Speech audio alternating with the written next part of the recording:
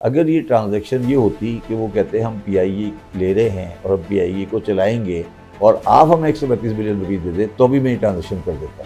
इतनी ज़रूरी थी पीआईए की प्राइवेटाइजेशन। इस्लामाबाद के कमरों से एयरलाइन निकल गई ना।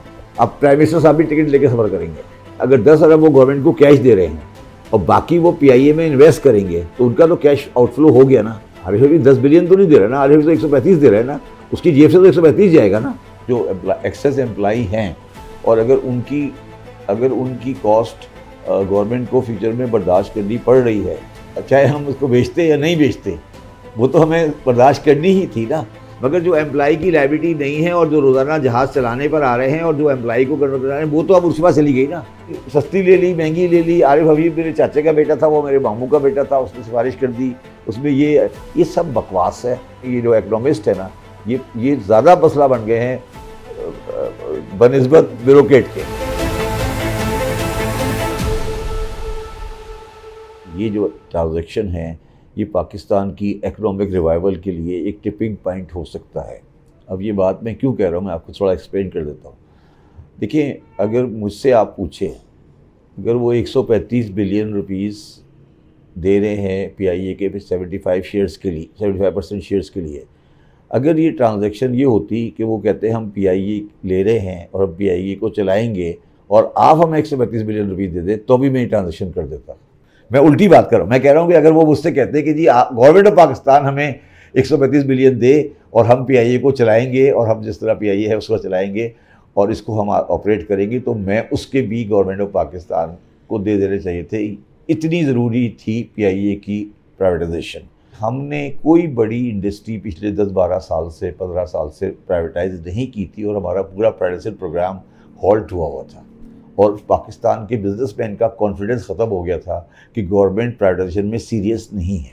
तो एक तो ये प्राइवेट रिवाइवल शुरू हो गई एक प्राइवेटाइजेशन प्रोसेस की। अब सवाल ये है कि वो मैंने 1 रुपये की बेची, 2 रुपये की बेची, 3 की बेची, कितना कैश आया, कितना कैश नहीं आया, ये मेरे लिए, मैं अकाउंटेंट हूँ मगर मेरे लिए ये बात रेलिवेंट ही नहीं है।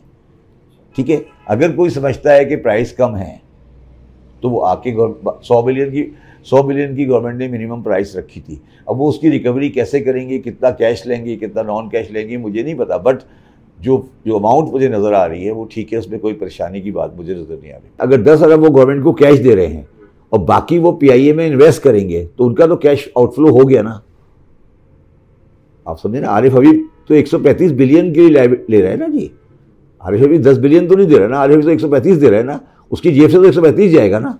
जो एक्सेस एम्प्लॉई हैं और अगर उनकी कॉस्ट गवर्नमेंट को फ्यूचर में बर्दाश्त करनी पड़ रही है तो वो तो इसको हम अकाउंटिंग में बोलते हैं संक कॉस्ट, कि वो तो हमें, चाहे हम उसको बेचते या नहीं बेचते, वो तो हमें बर्दाश्त करनी ही थी ना। वो जो एम्प्लॉई की लायबिलिटी है वो सपोज करें 100 रुपये है, मगर जो एम्प्लॉई की लायबिलिटी नहीं है और जो रोज़ाना जहाज़ चलाने पर आ रहे हैं और जो एम्प्लॉई को करने पर आ रहे हैं, वो तो अब उसके पास चली गई ना। वो तो उनके पास गई ना। अब वो तो आपके में नहीं है ना। अब ये तो लायबिलिटी चला आ गई 100 रुपये की, मगर जो बाकी जो चलाने पे आ रहा है उन बाकी 4000 एम्प्लॉई की पे आ रहा है और जो रोज़ाना की ड्रेस से पेट्रोल के प्राइस आ रही है वो चलाएंगे और वो तो अब उनकी जिम्मेदारी है ना, आपकी तो नहीं है। अगर ये प्रॉपरली पीआईए चलेगी तो ये पाकिस्तान की इम्पोर्ट सब्स्टिट्यूशन है। जब आप आज एमिरेट्स से जा रहे हैं, कतर से जा रहे हैं, इतिहाद से जा रहे हैं, तो आप उसके पैसे एक्चुअली बाहर भिजवा रहे हैं। जब ये पीआईए चलाएगी तो उसके टेक्निकली पैसे पाकिस्तान में ही रहेंगे और आपका जो आउटफ्लो है जो फॉरेन एक्सचेंज का वो रुक जाएगा। ये बहुत बड़ा पाकिस्तान के लिए बहुत बड़ी नेमत है। और दूसरी बात है कि पाकिस्तानियों को नॉर्थ अमेरिका और इंग्लैंड की डायरेक्ट फ़्लाइटें मिल जाएंगी जो एमिरेट्स नहीं चला रहा। तो मगर पहले तो ये समझे ना कि इस्लामाबाद के कमरों से एयरलाइन निकल गई ना। अब इस्लामाबाद का कोई ताल्लुक नहीं है, जहाज़ आ रहा है, जहाज़ जा रहा है, जहाज़ नहीं आ रहा है, जहाज़ जा रहा है, पीआईए में बंदा आ रहा है, एम्प्लॉयमेंट हो रही है, ये सब now government is not interested. अब प्राइम मिनिस्टर साहब भी टिकट लेके सफ़र करेंगे। देखिए, हमें तो बेचना है ना, हमें तो ये बेचनी है ना, जो जितने पैसे देगा हमें फिर बेचनी है, ये तो हम एग्री कर रहे हैं ना। तो ये जो वैल्यूएशन के ऊपर लोग बात करते हैं ना, इनकी बेसिकली अकाउंटिंग और लीगल सेंस क्लियर नहीं है। तो बिला वजह कि इस्लामाबाद बैठा है, वो सस्ता बेच दिया, अच्छा बेच दिया, बुरा बेच दिया, इससे पाकिस्तान के मसले हल नहीं हुए, किस दुनिया में बैठे हैं। मेरा तो ख्याल है कि आज के ज़माने में ये जो इकोनॉमिस्ट है ना, ये ज़्यादा मसला बन गए हैं बनिस्बत ब्यूरोक्रेट के। सस्ती ले ली, महंगी ले ली। आरिफ हबीब मेरे चाचे का बेटा था, वो मेरे मामू का बेटा था, उसने सिफारिश कर दी, उसमें ये सब बकवास है। ये पाकिस्तान के दुश्मन है, दोस्त नहीं है। मतलब ये मैं भी 4 आर्टिकल लिख सकता हूँ नेगेटिव में, मगर ये सब बेकार की बातें हैं। मेरा सवाल है कि मेरे 100 मसले या 10 मसले हैं, 10 मसले में मैंने एक को चले फॉर आर्गूमेंट से हैंडल किया है, तो बाकी 9 वो कह रहे हैं इससे 9 भी हल हो जाने चाहिए थे। तो फिर मेरा ख्याल है बात गलत है कि यार कोई अच्छी बात भी कर लो ना, कोई अच्छी बात भी कभी कर लो ना कि यार चलो जी यार सारा दिन बुरे गुजर गए, कोई अच्छा दिन भी तो होगा ना। है मैं अननेसेसरली गवर्नमेंट की सपोर्ट नहीं करता।